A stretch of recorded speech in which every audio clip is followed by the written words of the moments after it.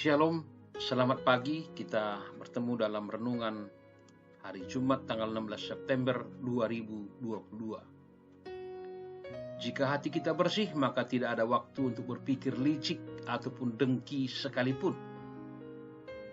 Kita berdoa. Allah Bapa, di dalam nama Tuhan Yesus, terima kasih buat semua berkat yang Tuhan nyatakan dalam hidup kami. Kami bersyukur atas semua kehidupan, dan biarlah penyertaan Tuhan kami hidup di dalam kasih karunia. Dalam nama Tuhan Yesus kami berdoa. Amin. Firman Tuhan 1 Korintus 3 ayat 3b.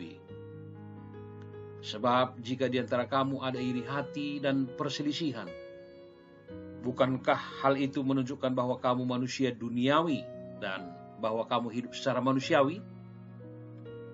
Saudara, dalam nama Tuhan, iri hati terjadi ketika seseorang tidak bisa menerima bahwa orang lain memiliki kelebihan, umpamanya lebih kaya, lebih cantik, lebih populer, dan lain sebagainya.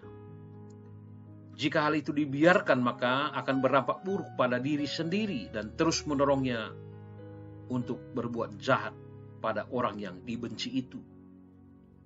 Harus diwaspadai, sifat iri hati jika dibiarkan sama dengan memelihara penyakit kanker yang tetap saja menggerogoti vitalitas seluruh hidup, bahkan jiwa kita. Amsal 14 ayat 30, iri hati membusukkan tulang.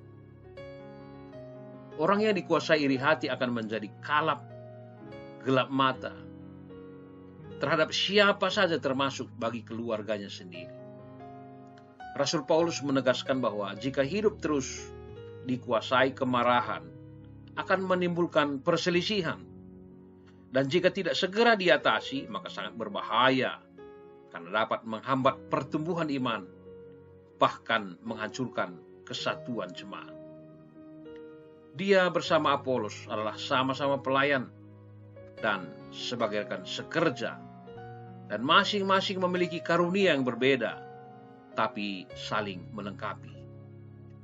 Karunia itu bukan menandakan kita lebih hebat dari yang lain, tapi semuanya itu adalah anugerah dari Roh Kudus. Seperti sebuah kebun atau ladang, ada yang bertugas menanam, ada yang menyiram tanaman, sedangkan yang memberi pertumbuhan atau yang menumbuhkan adalah Tuhan sendiri. Saudara, dalam nama Tuhan, sebagai orang yang telah diselamatkan, kita harus siap dan bersedia menjadi rekan kerja Tuhan, yaitu turut ambil bagian dalam memberitakan Injil. Menjadi rekan sekerja Allah, terlebih dahulu kita harus memiliki hati yang siap dibentuk oleh Tuhan, seperti seorang murid yang memberi diri untuk dididik oleh gurunya. Iri hati muncul karena seseorang terlalu memfokuskan perhatian pada kelebihan atau kekurangan orang lain, sehingga ia lupa bersyukur pada Tuhan. Kata bijak berkata, jangan gigit hidung seseorang lalu memberinya parfum untuk dihirup. Artinya jangan menyerang seseorang lalu menceritakan kasih Tuhan kepadanya. Marilah belajar dari Yesus bagaimana ia menawarkan keselamatan dengan penuh cinta kasih. Menyerahkan diri pada keadilan dan kebaikan Tuhan bukanlah hal yang mudah, apalagi saat kita menghadapi berbagai tekanan, kesulitan.